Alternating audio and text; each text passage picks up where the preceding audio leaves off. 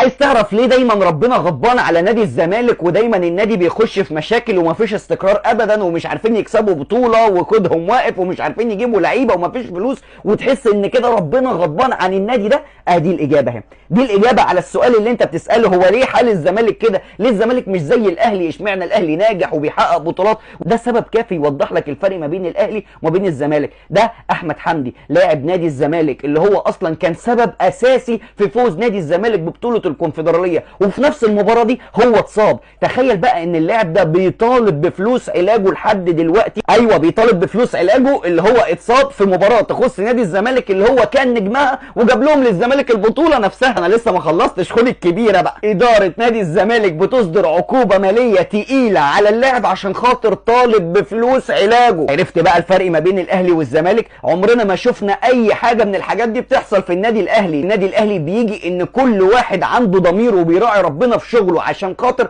المنظومة وكيان النادي الاهلي ينجح. عايز تعرف ليه دايما ربنا غضبان على نادي الزمالك ودايما النادي بيخش في مشاكل ومفيش استقرار ابدا ومش عارفين يكسبوا بطولة وكودهم واقف ومش عارفين يجيبوا لعيبة ومفيش فلوس وتحس ان كده ربنا غضبان عن النادي ده؟ ادي الاجابة اهي. دي الاجابة على السؤال اللي انت بتسأله، هو ليه حال الزمالك كده؟ ليه الزمالك مش زي الاهلي؟ اشمعنى الاهلي ناجح وبيحقق بطولات؟ وده سبب كافي يوضح لك الفرق ما بين الاهلي وما بين الزمالك. ده احمد حمدي لاعب نادي الزمالك اللي هو اصلا كان سبب اساسي في فوز نادي الزمالك ببطولة الكونفدرالية، وفي نفس المباراة دي هو اتصاب. تخيل بقى ان اللاعب ده بيطالب بفلوس علاجه لحد دلوقتي. ايوه بيطالب بفلوس علاجه اللي هو اتصاب في مباراة تخص نادي الزمالك اللي هو كان نجمها وجاب لهم للزمالك البطولة نفسها. انا لسه ما خلصتش، خد الكبيرة بقى. ادارة نادي الزمالك بتصدر عقوبة مالية تقيلة على اللاعب عشان خاطر طالب بفلوس علاجه. عرفت بقى الفرق ما بين الاهلي والزمالك؟ عمرنا ما شفنا اي حاجة من الحاجات دي بتحصل في النادي الاهلي. النادي الاهلي بيجي ان كل واحد عنده ضمير وبيراعي ربنا في شغله عشان خاطر